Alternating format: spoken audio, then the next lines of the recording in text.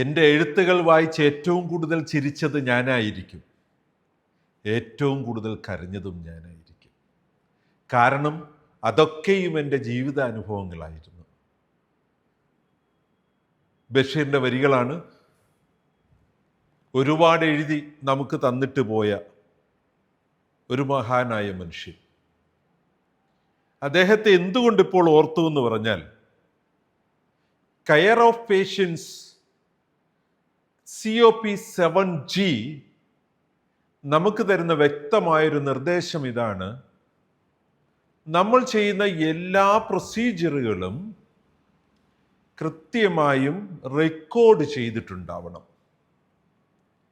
Medical റെക്കോർഡ്സിനകത്ത് പേഷ്യൻറ്റിൻ്റെ പേര്, സമയം, date മുതലായ കാര്യങ്ങളും ഏത് പ്രൊസീജിയറാണ് ചെയ്തതെന്നും പോസ്റ്റ് പ്രൊസീജിയറൽ കെയർ എന്താണ് എന്നുള്ളതും എല്ലാം ഡോക്യുമെൻ്റ് ചെയ്തിട്ടായിരിക്കണം.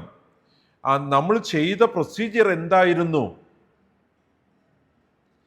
ആ പ്രൊസീജിയറിന് എന്തൊക്കെ സ്റ്റെപ്പുകളിൽ കൂടെ കടന്നുപോയി, എന്തായിരുന്നു കീ ഫൈൻഡിങ്സ്, ഇനി എന്ത് ചെയ്യണം, ഈ കാര്യങ്ങൾ വ്യക്തമായി എഴുതിയിരിക്കണം.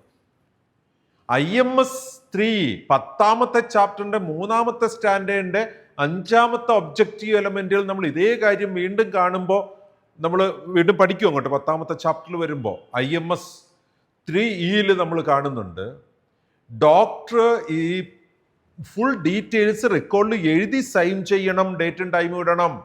എന്നാൽ അത് ഇലക്ട്രോണിക് മെഡിക്കൽ റെക്കോർഡ്സിൽ സോഫ്റ്റ്വെയർ വഴിയാണ് ചെയ്യുന്നതെങ്കിൽ ഡോക്യുമെൻ്റ് ചെയ്യുമ്പോൾ ഡേറ്റും ടൈമും ഓട്ടോമാറ്റിക്കായിട്ട് എടുക്കണം എന്ന് നമ്മൾ ഗ്രേപ്സിൽ നിന്ന് കാണാൻ പറ്റും. അവിടെ ഡേറ്റും ടൈമും ഡോക്ടർക്ക് ഈ പ്രൊസീജിയറിൻ്റെ സമയത്ത് കൊടുക്കുന്നതിന് പകരം ഓട്ടോമാറ്റിക് എടുക്കുന്നതായിട്ടാണ് മയോറ്റിയിൽ കിടക്കുന്നത്. എന്നാൽ ഡെസ്ക്ടോപ്പിൽ ചെയ്യുകയാണെങ്കിൽ അത് പിന്നീട് വന്ന് ചെയ്യുന്നതായിട്ട് കാണുന്ന. കാരണം ഡോക്ടർ ഇത് ഡോക്യുമെൻ്റ് ചെയ്യുന്നത് ഓൺ ദ സ്പോട്ടിൽ ചെയ്യണമെന്ന് പറഞ്ഞിട്ട് ഒരു കാര്യം കൂടെ പറയുന്നുണ്ട്: ഏതെങ്കിലും കാരണവശാൽ ഡോക്യുമെൻ്റ് ചെയ്യാൻ കഴിയുന്നില്ലെങ്കിൽ വിത്തിൻ 1 hour, 1 മണിക്കൂർ കഴിയാൻ ഒരു കാരണവശാലും പാടില്ല, വിത്തിൻ 1 hour ഇത് ഡോക്യുമെൻ്റ് ചെയ്തിരിക്കണം.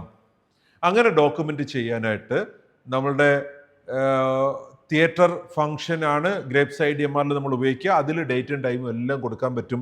ആ പ്രൊസീജിയർ ഡീറ്റെയിൽസ് കൊടുക്കുന്ന സമയത്ത്, തിയേറ്റർ നോട്ട്സ് കൊടുക്കുന്ന സമയത്ത്, ക്രിട്ടിക്കൽ ഇൻഫർമേഷൻസ് കൊടുക്കുന്ന സമയത്ത്, ഫൈൻഡിങ്സ് കൊടുക്കുമ്പോൾ. എന്നാൽ മൈഒറ്റി ഒരു ഇൻസ്റ്റൻറ്റ് ഇൻഫർമേഷൻ ഗാദറിങ് സോഫ്റ്റ്വെയർ ആണ് നമ്മളുടേത്. മൈഒറ്റിയിലാണ് നമ്മളിത് എൻ്റർ ചെയ്യുന്നതെങ്കിൽ അവിടെ തിയേറ്ററിനുള്ളിൽ തന്നെ ഉപയോഗിക്കാവുന്ന വിധത്തിലാണിത് ഡിസൈൻ ചെയ്തിട്ടുള്ളത്. ആ ഓരോ സംഭവവും നടക്കുമ്പോൾ അത് അസിസ്റ്റ് ചെയ്യുന്ന ആൾക്കാർ അത് റെക്കോർഡ് ചെയ്യുന്നു in presence of the procedure administrating team person എന്നതാണ്. സോ COP7G 7 ഒബ്ജക്റ്റീവ് എലമെൻ്റ് മാത്രമാണ് 7ാമത്തെ സ്റ്റാൻഡേർഡിലുള്ളത്.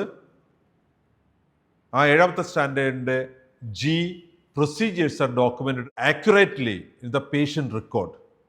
എന്താണോ നമുക്ക് വേണ്ടുന്നത് അത് കൃത്യമായിട്ടും പേഷ്യൻ്റ് റെക്കോർഡിൽ ഡോക്യുമെൻ്റ് ചെയ്തിട്ടുണ്ടാവണം.